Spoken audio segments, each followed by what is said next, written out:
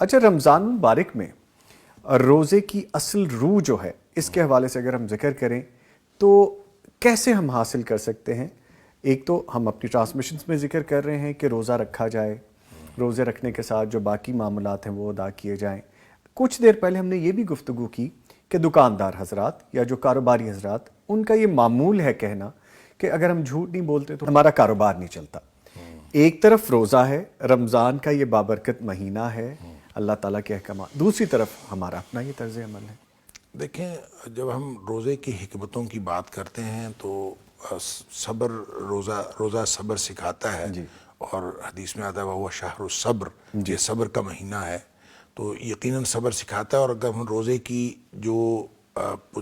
کا جو سٹرکچر ہے اس کو اگر ہم سٹڈی کریں تو اس سے بھی پتہ چلتا ہے کہ دیکھیں، فجر سے پہلے آپ نے جو کچھ کھانا ہے کھا لینا ہے، پھر جو ہی وہ وقت ہو گیا تو بس کٹ آف ایک دم ایک لمحے میں ہی جو ہے نا آپ کی ساری وہ ٹائم فریم ہے، آپ کا ٹائم فریم ہے، وہ کٹ ہو جاتا ہے. پھر اس کے بعد آپ کو جتنی مرضی بھوک لگی ہو، جتنی مرضی پیاس لگی ہو، صبر کرنا ہے. تو یہ ایک پیشنس سکھاتا ہے کہ آپ نے افطاری تک جو ہے وہ ہر طرح سے.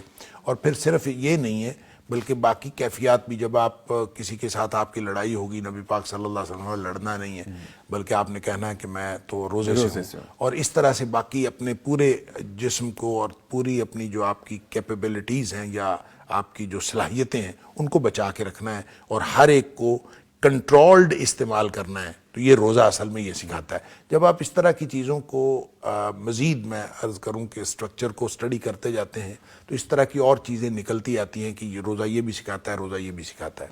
لیکن سب سے بڑی بات میں یہ سمجھتا ہوں جو ان ساری چیزوں کے اندر آ جاتی ہے وہ ہے جو قرآن نے بتا دی.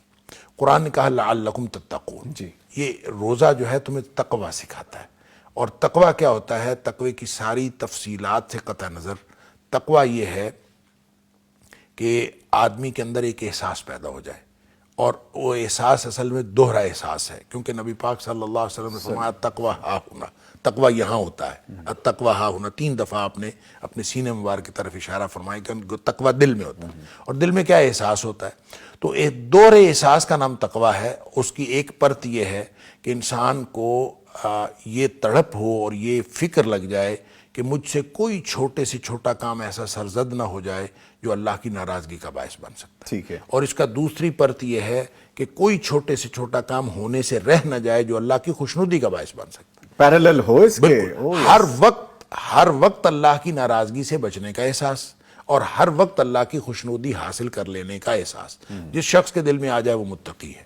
اب روزہ تقوی سکھاتا ہے. گویا روزے نے آپ کو اس ڈسپلن میں پابند کر دیا کہ آپ نے ہر وقت اللہ کی ناراضگی سے بچنے کا احساس اور ہر وقت اللہ تعالیٰ کی خوشنودی حاصل کرنے کا احساس پیدا کرنا ہے. اور یہ روزہ اس میں سب سے زیادہ یہ احساس روزہ پیدا کرتا ہے. اور دیکھیں، تقوی جو ہے وہ ساری عبادات پیدا کرتی ہیں. یا ایھا الناس اعبدوا ربکم الذی خلقکم والذین من قبلکم لعلکم تتقون. ساری عبادات تقوی پیدا کرتی ہیں، یعنی یہ احساس پیدا کرتی ہیں. لیکن سب سے زیادہ یہ احساس پیدا کرنے والی جو چیز ہے وہ تقوی، وہ روزہ. روزے کے ذریعے سے سب سے زیادہ تقوی پیدا ہوتا ہے. لہذا جو لوگ یعنی رمضان کے روزے رکھتے ہیں، میں اس طرف آتا ہوں آپ کے سوال کی طرف، جو لوگ رمضان کے روزے رکھتے ہیں اور پھر اس کے ساتھ نفلی روزوں کا اہتمام کریں، جیسے سوموار اور جمعرات کا روزہ ہے، یا پھر ایام بیز کے روزے ہیں، 13، 14، 15 جو چاند کی تاریخ ہیں ان کے روزے رکھتے ہیں، جو لوگ نفلی روزوں کے پابند اپنے آپ کو کر لیتے ہیں تو وہ اللہ تعالیٰ ان کو تقوی عطا فرما دیتا ہے. اور یہ جو آپ نے کہا کہ ایک طرف روزہ رکھ رہے ہوتے ہیں اور ایک طرف جھوٹ بھی بول رہے ہوتے ہیں اور یہ بھی کر رہے ہوتے ہیں وہ بھی کر رہے ہوتے ہیں، تو میرے خیال ہے ہم سب جو ہے نا بحیثیت مسلمان ہم اسلام کی روح سے ہی دور ہیں. اسلام کی روح سے دور ہیں، یا پھر ہم روزے کی روح سے دور ہیں، رمضان کی روح سے دور ہیں. جب ہم اس کی طرف پہنچتے ہی نہیں تو اس کا کیا فائدہ؟ دیکھیں اسلام کیا ہے. اسلام کے اندر ہر چیز ہو سکتی ہے. مومن کے اندر سارے معاملات خرابی ہو سکتی ہے، جھوٹ نہیں ہو سکتا. مومن ہے تو جھوٹا نہیں، جھوٹا ہے تو مومن نہیں. جب وہ جھوٹ بول رہا ہے تو اس کا تو ایمان کے ساتھ تعلق تو کمپلشن ہے. پھر تو جو بالکل کمپلشن ہے. آدمی کے اندر ہر اخلاقی عیب ہونا ممکن ہے. مطلب بزدل ہو سکتا ہے، غسیلہ ہو سکتا ہے، ضرورت سے زیادہ کم گو ہو سکتا ہے، بخیل ہو سکتا، کنجوس ہو سکتا ہے، فضول خرچ ہو سکتا ہے، ساری چیزیں ہو سکتی، دو باتیں نہیں ہو سکتی، الا الخیانہ والکذب، خیانت اور جو جھوٹ ہے، یہ دو باتیں نہیں ہو سکتی۔ اب اس کا مطلب یہ ہوا کہ اگر جن لوگوں کی بات آپ کر رہے ہیں کہ وہ تاجر حضرات ہیں یا کوئی یہ جھوٹ بول رہے ہیں، تو وہ جھوٹ بولتے ہوئے وہ تو ان کو روزے کا کیا، ان کا تو ایمان کے ساتھ تعلق نہیں ہے، لہٰذا یہ جو تاجروں کے بارے میں تو مجھے ایک حدیث یاد آ گئی، ترمذی شریف کے اندر حدیث ہے، نبی اکرم صلی اللہ علیہ وسلم نے فرمایا ان التجار هم الفجار، یہ جو کاروباری ہیں نا یہ سارے جہنمی ہیں، فجار ہیں۔ فجار کا مطلب ہے بہت زیادہ گناہگار، اور فجار کی اصطلاح قرآن کی ہے، اور قرآن نے یہ کہا ان الفجار لفی جحیم، جو فجار ہیں وہ سارے جہنمی ہیں۔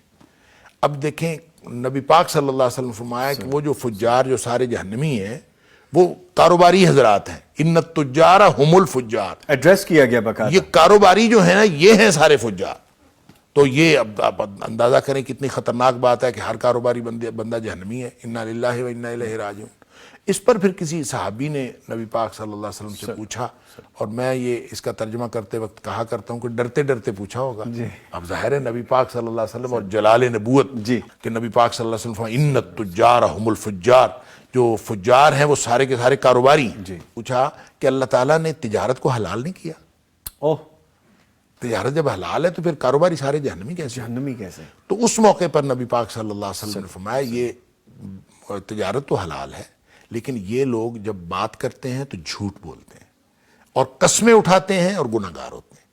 یہ جب کیفیت بنتی ہے تو وہ اپنا گویا سارا کچھ ضائع کر بیٹھتے ہیں، وگرنہ تاجر اگر تجارت کر رہا ہو انہی دو بنیادی شرائط پر جو بھی میں بات کر رہا تھا کہ جو دو بنیادی شرائط ہیں ایمان کی، کہ بددیانتی نہ ہو اور جھوٹ نہ ہو، اگر انہی دو شرائط کے تحت کاروباری آدمی کاروبار کر رہا ہو تو آپ اندازہ کیجئے کہ نبی پاک صلی اللہ علیہ وسلم نے فرمایا التاجر الصدوق الامین، جو سچا اور امانت دار تاجر ہے، مع النبیین والصدیقین والشہداء یوم القیامہ، وہ قیامت والے دن نبیوں، صدیقوں اور شہیدوں کے ساتھ ہوگا۔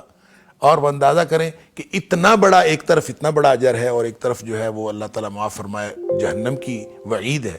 تو یہ جو فرق ہے یہ اسی میں ہے جو سچ کا ساتھ کاروبار کرنا اور جھوٹ کے ساتھ کاروبار کرنا۔ جن لوگوں کو یہ یقین ہی نہیں ہے کہ روزی میرے اللہ کے ہاتھ میں ہے، میں سچ بولوں گا تو اس میں برکت آئے گی، اور جن لوگوں کو یہ، اور پھر وہ جھوٹ بول کے سمجھتے ہیں کہ ہم جھوٹ بول کے زیادہ کمائی کر لیں گے، جن لوگوں کے یہ یقین ہی نہیں ہے تو ان کا کیا تعلق اللہ تعالیٰ کے ساتھ؟